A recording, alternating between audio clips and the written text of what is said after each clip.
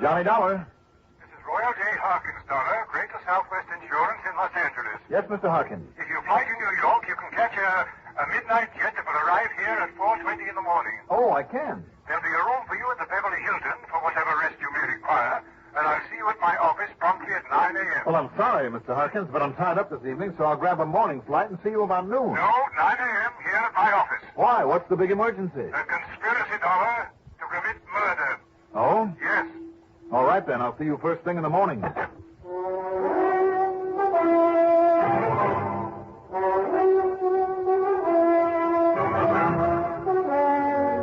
CBS Radio Network brings you Mandel Kramer in the exciting adventures of the man with the action-packed expense account. America's fabulous freelance insurance investigator. Yours truly, Johnny Dollar.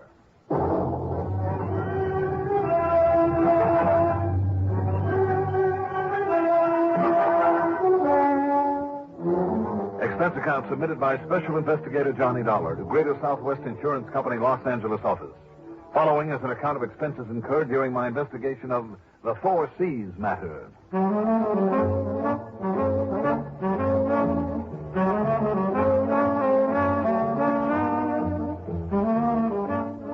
Item 1, and this does go on the expense account, a dime for a phone call to Betty Lewis, the one gal who really counts for yours truly. Oh, darn. I can't, Johnny. I'm sorry, hon, but I've told you from the time I started chasing you until you caught me, this sort of thing would happen now and then. I know, dear.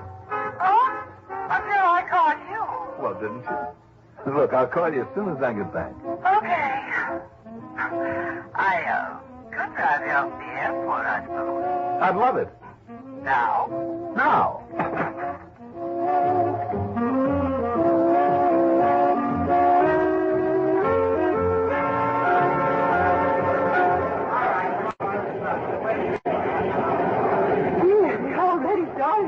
That's all right, Betty. The man at the desk said they'd hold it for me. Oh, I'm sorry, mister. I gotta make that flight. Oh, and there is one girl who'd be nice if you see her out there, but just one.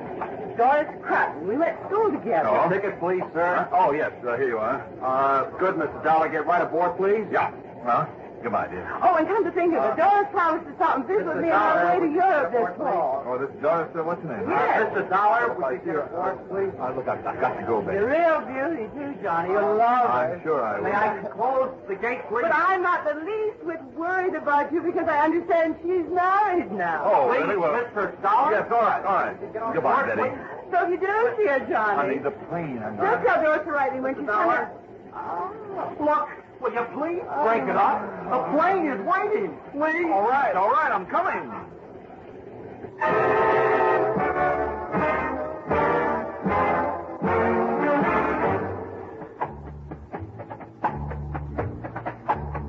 It's well after 8:30 by the time we circle over the transmitter of station KNX and then slowly glide to a landing at L.A. International.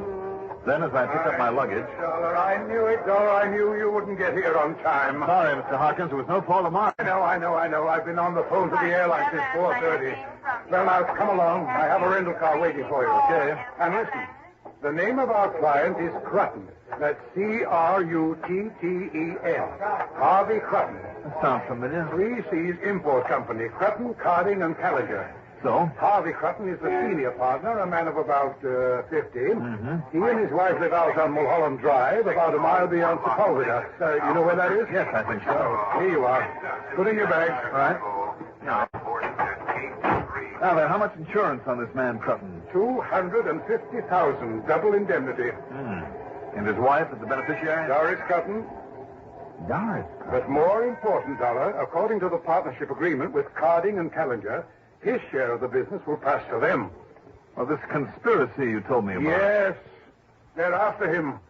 Both of them. Here. Look here. In yesterday's paper. Flight 262. Man threatens to kill business partner. Yes. Now, this other item right next to it. Huh? Now boarding. Man threatens to kill business partner. They ran the same item twice. Read them, sir. Read them. In a posh Beverly Hills restaurant last evening, Wilbur Carding, well-known importer, told his partner Harvey Crutton in front of several witnesses. Yes. Now read the other item. Boarding for San Francisco. In a bistro on the Sunset Strip late last night, Earl R.J. Kellinger, well-known importer, told his partner, Harvey Crutton, in front of several witnesses. There. You see? Oh. Well, now, which was it? Kellinger in a nightclub or Carding at a restaurant who threatened to kill him? Both of them, don't you see, Dollar? Both of them did. You take that kind of threat seriously? Why? Because Crutton is bad for their business. He's one of the most disliked men in the city of Los Angeles. Well, again, why? Oh, shady deals and generally bad moral character. Crutton has more than any client I ever had. Really? Oh, I could name you a score of people who'd be glad to see him out of the way, be glad to help him on his way. How about his wife? Because he won't sell out to him before the business goes completely to pot. Wilbur Carding hates him most of all. Well, except perhaps for young Callinger. What's his beef? Well, Crutton is quite the playboy. Well, you said he's married. Oh, he is. Wait a minute, you mean that Crutton is... that he's been... Yes, Dollar. His own partner's, Earl Callinger's wife. Ouch. Mr. Royal Harkins. And, judging by these news stories, it's out in the open. It's public knowledge now. In other words, Dollar... There's a telephone call for you. Huh? Booth... Mr. Harkins, telephone call. Booth B, whoever that is. Oh, yes. I told my office I'd be here. All right, come along.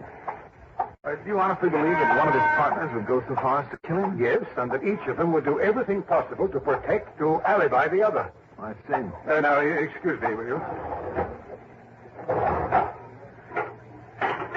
Hello? Oh, my name is Harkins. Thank you. Hello? Yes? Yes? Oh, I see. Yes, well, have you notified the... I see. Thank you. Now, Mr. Harkins. Now, wait, Dollar. That was my office. Oh, yeah? They just received a call from Doris, Harvey Crutton's wife. Yes? Crutton is dead. No. And, Dollar, that means that he was murdered.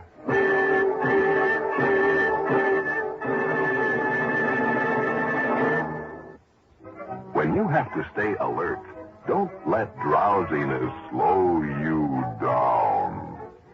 Perk up. Perk up with No-Dose. The safe way to stay alert without harmful stimulants. Remember, when you're driving, working, studying, and monotony makes you feel drowsy. Perk up. Perk up with No-Dose. No-Dose.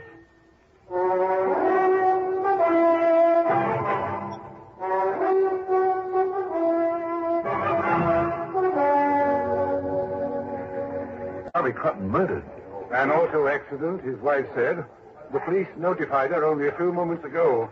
There was some trouble identifying the body. Where? He drove an imported sports car, a Minerva Pacini. Expensive. It would seem, from what little the police told her, that he lost control going around one of those tight curves up there on Mulholland Drive. Dead Man's Curve. I see. He tore on through the guardrail and dropped some 300 feet into the canyon. Oh. Tell me, was Crutton a pretty wild driver? No. Definitely not. In spite of owning that Minerva Pacini. That car was purely a matter of prestige for him because of its cost and exclusivity. I doubt if there are more than 3 of them in the whole state of California. I can believe that. In any event, they've finally done it. They've murdered him. In spite of the fact the police claim he simply lost control. I believe otherwise. That he was killed first. And he and his car were pushed into that canyon. Or that somebody sideswiped him or forced him off the road or something like that. That somehow he was murdered. Did you find out when it happened? Sometime after midnight, he didn't know exactly. Well, I guess I better get going. Yes, Dollar, get him out there immediately. Right.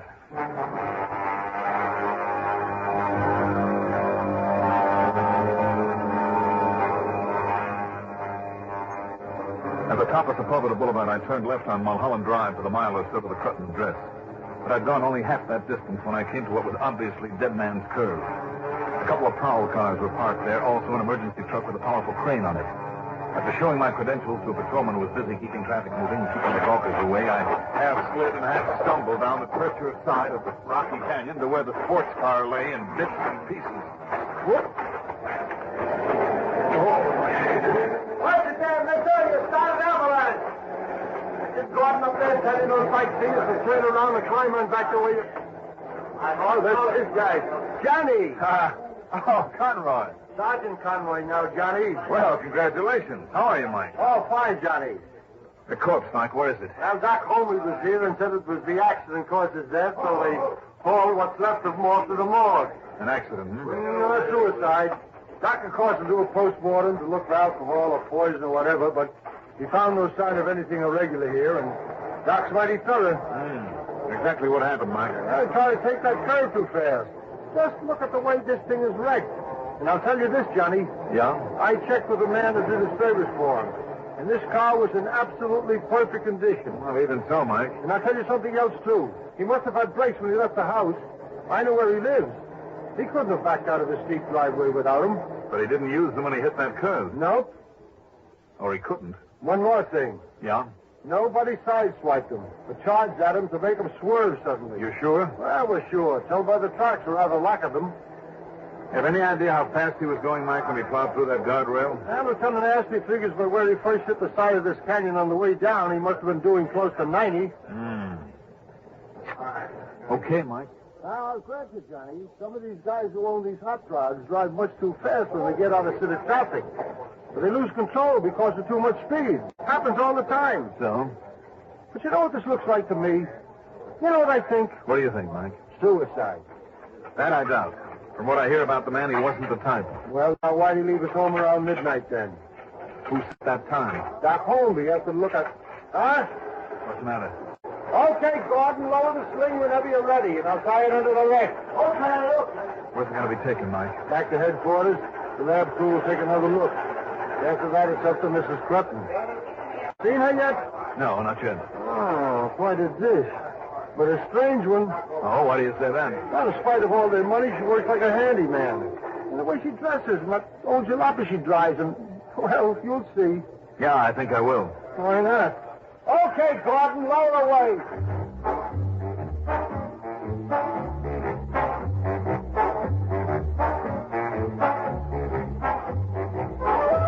The house was a modest one, and the windows sparkled in the morning sun.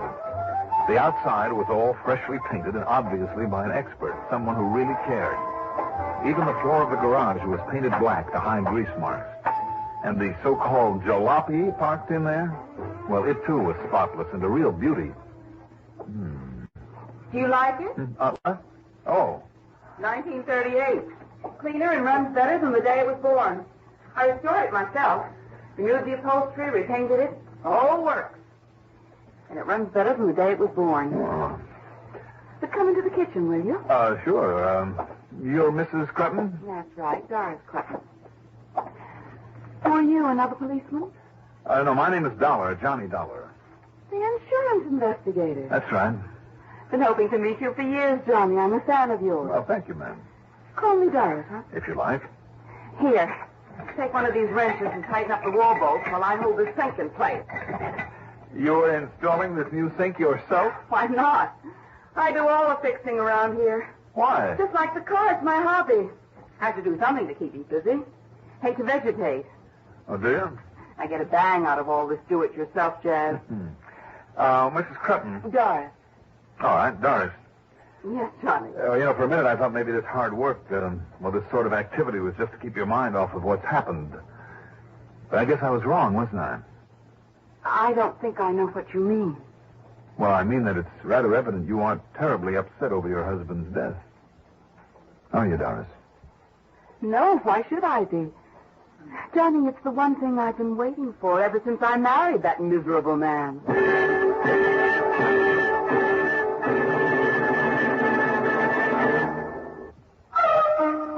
Want to give up strong tasting cigarettes?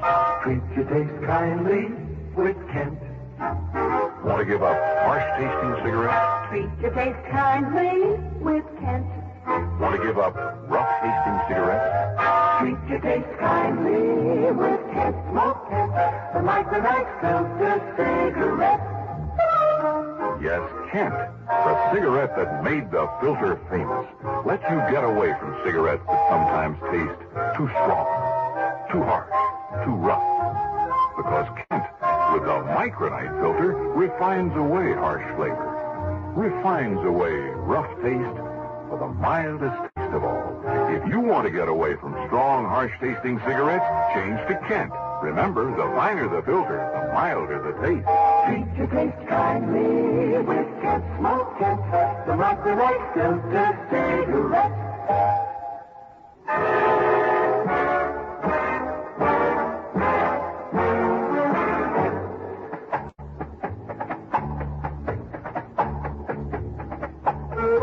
Doris, if you felt that way about your husband Harvey, why'd you stay married to him? Because I wanted to be sure of getting not only his money, but his insurance. $250,000. $500,000 now because of his accidental death. Anything wrong with that? Well, I don't know, Doris. Johnny, once I found out what a rotter he was, treating me like dirt under his feet and out with other women all the time, I felt entitled to anything I could get. I still feel that way. Tell me, Doris, where were you when he left the house last night? Well, you can check, Johnny. I was at a poker game with some girls I know. I got back about 1:30. Saw that his car was missing, the way it often was. So I went to bed. Then this morning the police came and told me what happened.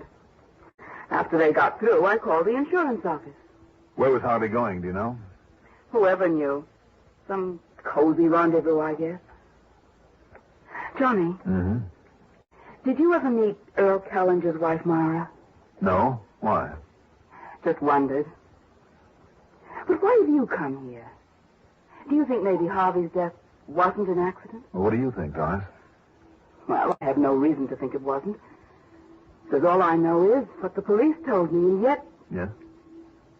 Well? Johnny, if either Wilbur Carding or Myra's husband, Earl Callenger, did get to him somehow, did manage to cause that accident, all I have to say is thanks.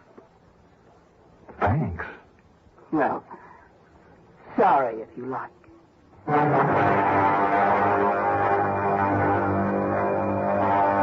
the end, I learned nothing of any importance except that Doris knew more than I did.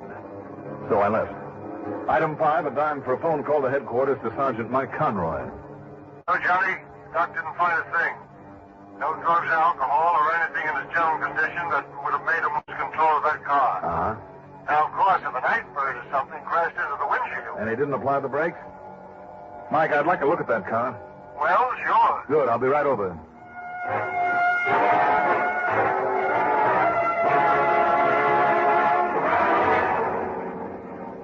Before doing so, I dropped in at the 3 C's Import Company. Earl Callenger looked anything but sad over his erstwhile partner's death. Sure, I'm glad he's gone. Sure, I'm glad. Not only because of the business, but now it'll give Myra, that's my wife, it'll give her a chance to come back to her senses again, behave like a decent wife and mother again. And you'll forgive her, Callenger? Ah, she's only a kid, Dollar, a naive kid. And if Harv had a chance to charm her with his phony manners and all his money, well, maybe it was partly my fault, because I was so tied up with his business. Just the same, you had a mighty powerful motive for wanting to kill him, didn't you? Oh, now, don't be ridiculous. Hey, wait a minute, Dollar. You mean that crash wasn't an accident? Where were you late last night? On a train. On the way back from San Francisco, a business trip. I got in here at 8 o'clock this morning. Can you back that up? Well, sure I can. Ask Wilbur Carding. He was with me. I was afraid of that. And 3 of our salesmen, too. Ask them. Ask the cops. They checked us out. Now, listen, Dollar. All right. Just keep your shirt on.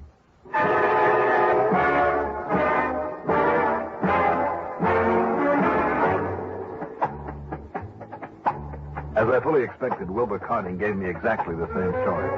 So did the salesmen that they'd had with them. The police had checked their alibis thoroughly. They both insisted that I call headquarters to confirm the fact. So, kind of left me sitting there with egg on my face. All right now, Mr. Dollar, be honest with us. Do you really have any reason to think it might have been murder? Well, Mr. Carding, I guess I thought I had. What reason? Motives. Your motives. Yours and your partner's. The only motives that seem to make any...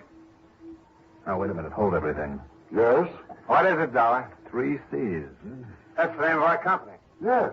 3 C's Import Company. Yes, I know. But there's another one. A 4th C. Excuse me. What? I'll see you later.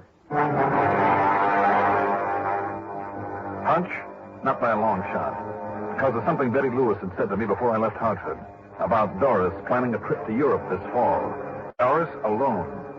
I drove to headquarters, and back of the place, a crew was going over what was left of the Minerva Pacini. And here, Johnny, look at the neat lineup of the tools for one of these babies. Here under the rear deck. That's exactly what I came to look at. A specially molded velvet-lined compartment for every one of them. Even the lug wrench. And all of them in the metric system instead of American standard. Wait a minute, Mike. Yeah? Where's the little tool that was supposed to fit in this compartment? Well, it could be most anywhere in this mess. The brake system on a Minerva Pacini and the bleeder valve for letting air out of the brake lines. Johnny, you think maybe somebody could have opened that bleeder valve just a hair? It's a possibility, isn't it? Oh, but you can't tell by looking at this wreck. It's too far gone. I know, Mike. But if that special wrench is where I think it is. Mike, I'll see you.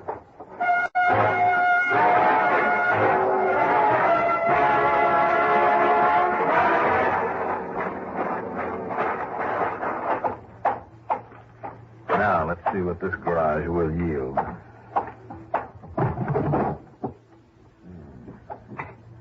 All very neatly arranged.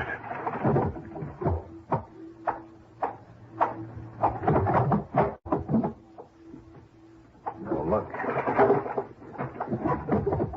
I suppose I might have known you'd be back, Johnny. Yes, Doris, I'm back. You want to tell me where it is?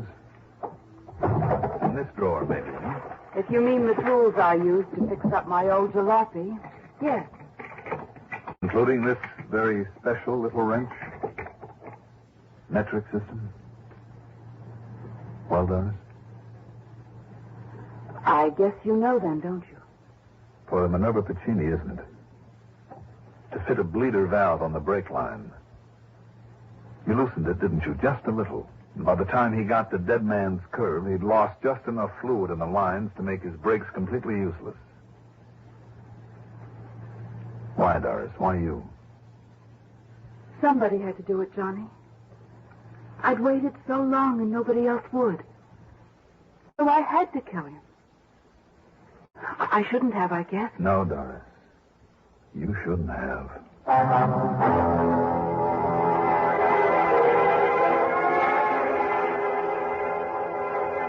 So once again, it's up to the courts. I suppose if she hadn't done it, somebody else would, like her, in the mistaken belief he could have gotten away with it. Expense account total, including mileage on the rental job and the trip home, $401.23. Yours truly, Johnny Dollar.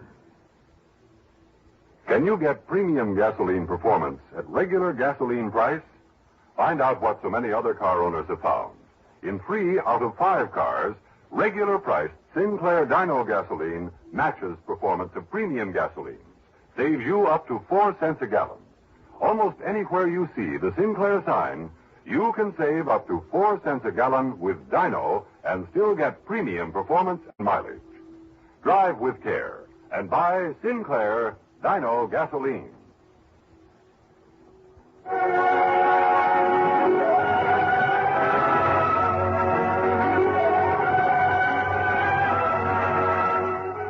Yours truly, Johnny Dollar, is written by Jack Johnstone. Produced and directed by Fred Hendrickson. Johnny Dollar is played by Mandel Kramer. Also featured in our cast were Grace Matthews, Mercer McLeod, Frank Milano, Walter Kinsella, Vivian Smolin, Robert Dryden, Joseph Boland, Barbara Whipple, and Larry Robinson. Music supervision by Ethel Huber. Sound patterns by Walter Otto. Technical supervision by Fred Turner. Be sure to join us next week, same time, same station, for another exciting story of yours truly, Johnny Dollar. Art Hanna speaking.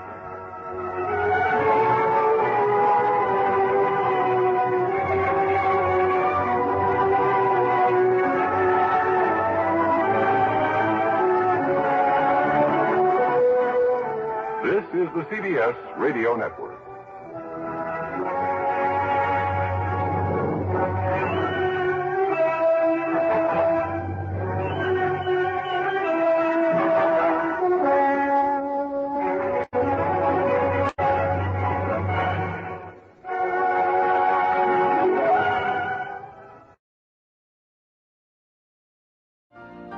You've been listening to the OTR Gold Network. Find more classic radio at otrgold.com.